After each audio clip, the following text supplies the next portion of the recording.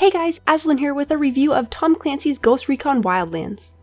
Tom Clancy's Ghost Recon Wildlands is an open-world third-person shooter playable in single-player with AI companions or in online co-op. You and up to 3 other players or friendly AI are free to explore the large open world of Bolivia. You play as a member of the Ghost Recon team sent into Bolivia by the CIA to find intel, locate cartel members, and dismantle the entire drug organization one section at a time.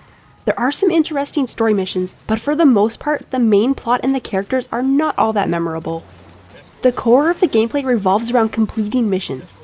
The missions to collect intel gets repetitive, but there is a good variety of other mission types as well. Some of the missions include spy-like infiltration, car chases, killing, kidnapping, interrogating targets, hijacking vehicles, and defending objectives. Combat plays a huge role in the vast majority of these missions. The combat can be approached stealthily, or you can just run in guns blazing and start blasting enemies to bits with various weapons and explosives. I really like that the loadout and weapon attachments can be easily changed if you feel like mixing up your playstyle. Grenades and grenade launchers are great for on the move, and it's a lot of fun blowing stuff up.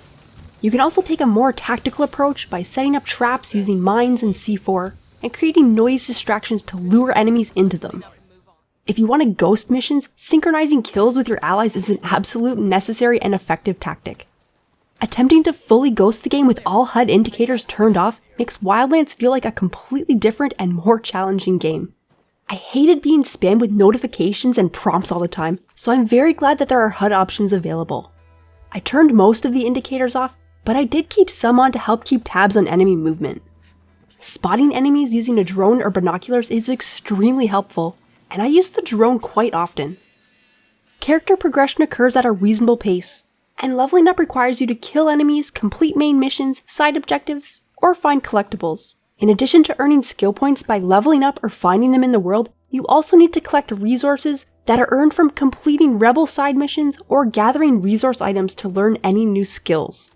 Microtransactions are available if you want to spend real money to unlock cosmetics or weapons and attachments immediately, or if you want to buy XP boosts to level 50% quicker.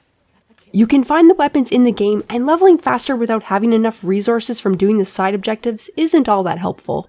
These microtransactions are completely unnecessary, but their mere presence, along with a season pass, is bound to irritate some people. The online co-op is definitely more enjoyable than the single player. Public matchmaking is available, but I prefer playing with friends and communicating over voice chat. Inviting friends to join you or just dropping into their games is easy, and the peer-to-peer connections work fine. It's also nice that players can spawn on allies in co-op if their revive timer happens to run out, as opposed to having to restart the mission like in single player. Playing single player with the 3 friendly AIs isn't too bad, but the AI could use some improvement. They weren't really a burden and they didn't get me killed or anything, but at times they felt completely useless and didn't offer me much in the way of cover support. They also revive you with enemies standing right next to them. It was a bit annoying to be revived and instantly shot at again. The AI companions don't stay with you very well, but at least they teleport to you anytime you get in a vehicle. The map of Bolivia is quite large, and there are some fast travel locations in each province that help players traverse the landscape more quickly. However, a fair portion of the game is traveling from one location to another. The mountainous terrain often makes for a lengthy driving route if you plan to stick to the roads. I'd even say that it's too much traveling. Then again, I suck at driving and prefer to drive as little as possible. The controls are fully customizable and there is full controller support. I played entirely using the mouse and keyboard, but I would have really preferred a controller for driving and flying. Sometimes it almost felt too sensitive, and different vehicles took a bit of getting used to. The plane and helicopter controls seem simplified when compared to other games like GTA or Battlefield. I find it easier to fly in Wildlands, but flying does feel a bit clunky. On a side note, I'm surprised that you can't toggle vehicles into the first-person view. Generally speaking, the environments look good. The provinces with different structures and ecozones are a nice change in scenery. There are some areas that look very bland, and other areas that look like more of the same. The character and weapon customization is excellent, and there are plenty of cosmetics to discover in your adventure. The performance isn't perfect, and Wildlands could use better optimization. I have above the recommended specs, and I wound up using custom settings somewhere between very high and ultra. Typically I was able to maintain above 60 FPS, but periodically while driving I experience brief but noticeable hiccups in performance. The sound effects are great, the voice acting is mostly good, but occasionally there is too much talking. The music during the gameplay was decent, but oh boy, I could not stand the radio. I act like I ain't afraid of nothing. Like I have the biggest huevos in the room. And like no. Both the music and the announcers on the radio had me immediately turning it off in every vehicle, and I really wish there was a permanent disable radio option. After fully completing the main story missions for any 2 of the 4 cartel operations, you can finish the main story and see the ending.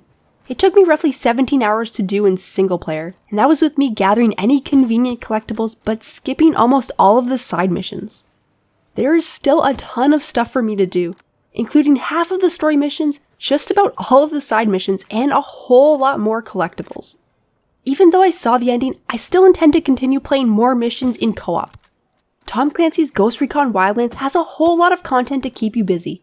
There is a good variety of mission types available, but even then, some of the missions and the constant traveling may feel repetitive after a while. Overall though, it's a decent game. The single player is fine, but playing online co-op is the best way to play it, since there's even more fun to be had with friends. I hope this review has helped you. If you enjoyed it, please like, subscribe, and post your feedback in the comments below. Thanks everyone, and have a wonderful day.